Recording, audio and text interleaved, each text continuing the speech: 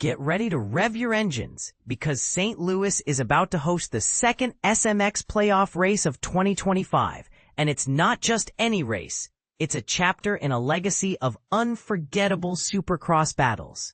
But here's where it gets controversial.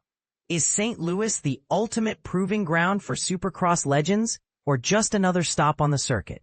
Let's dive into the history, and you decide. The Dome at America's Center, formerly known as the Transworld Dome and Edward Jones Dome, has been a theater of thrills, spills, and unforgettable moments in Supercross history. And let's not forget the dirt. Riders swear by the unique St. Louis soil, which seems to add an extra layer of challenge and excitement. But before we look ahead to tomorrow's race, let's revisit some of the most iconic moments that have defined St. Louis as a Supercross hotspot. 2024, the comeback king and the chaos. St. Louis hosted the Monster Energy AMA Supercross last year, and it was nothing short of epic. Eli Tomac clinched his first victory after a devastating Achilles tendon injury in 2023, making it his only win of the season. But that's not all. The race was a roller coaster of drama. In the second race, the AMA threw a red cross flag with the checkers, yet Jet Lawrence and nearly half the field still jumped the finish line, resulting in a slew of penalties. And in the final race, Lawrence was T-boned by Justin Barcia, miraculously escaping without serious injury. Through the chaos, Tomac held on for a hard-fought win. And this is the part most people miss. Was the red cross flag incident a mistake or a necessary call to ensure safety? What do you think? 2020, Roczen's redemption. Ken Roczen's journey back to the top culminated in St. Louis, where he secured his first Supercross win in nearly 3 years after a career-threatening crash in 2017. The race itself was straightforward. Roczen made a swift move on Zach Osborne and never looked back. But emotionally, this win was monumental, proving that resilience can overcome even the toughest setbacks. 2010, the battle for the points lead. In a season-defining moment, Ryan Dungey and Ryan Villopoto clashed in St. Louis, both vying for the points lead. Villopoto led, but Dungey was hot on his heels. Late in the race, Villopoto hit a patch of exposed concrete beneath the soft dirt, causing his bike to wheel spin on a jump. He came up short, breaking his leg in a gruesome crash.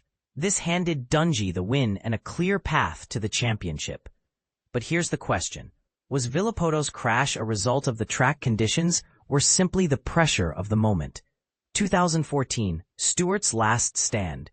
St. Louis witnessed the final AMA Supercross win for both James Stewart and Ricky Carmichael, though Stewart's 2014 victory is often overlooked. That year, Stewart was in top form, consistently challenging Ryan Villopoto for race wins. In St. Louis, he executed a bold block pass on the 3-time champion to secure the lead and the win. Little did we know it would be his last. 2007, Carmichael's lucky break.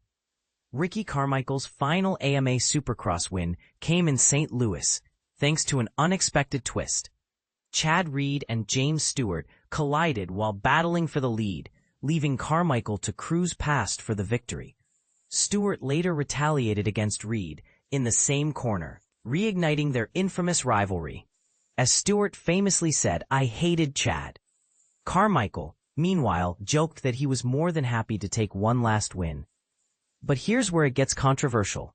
Was Carmichael's win a stroke of luck, or did he simply capitalize on his rival's mistakes?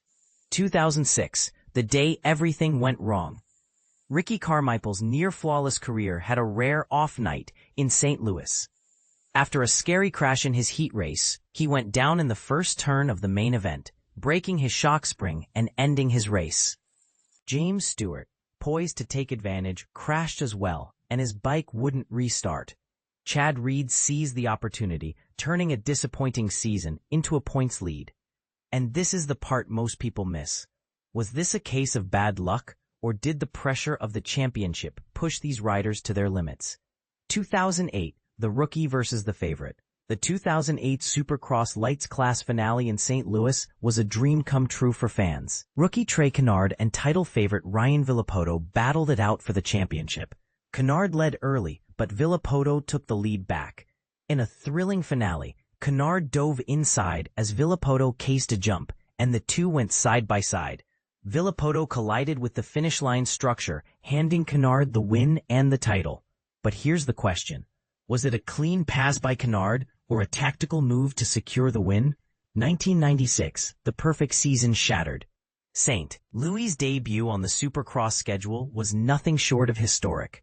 Jeff Emig, a Missouri native, held off Jeremy McGrath in a thrilling battle, ending McGrath's bid for the first perfect season in AMA Supercross history. McGrath had won the first 13 races, but Emig's victory cemented this as one of the most consequential races ever. But here's where it gets controversial. Did Emig simply outride McGrath, or did the pressure of a perfect season weigh on the champion? As we look forward to the 2025 SMX playoff race, one thing is clear. St. Louis has a way of making history, but what will this year's race add to the legacy? And more importantly, what's your take on these iconic moments? Let us know in the comments. We're eager to hear your thoughts.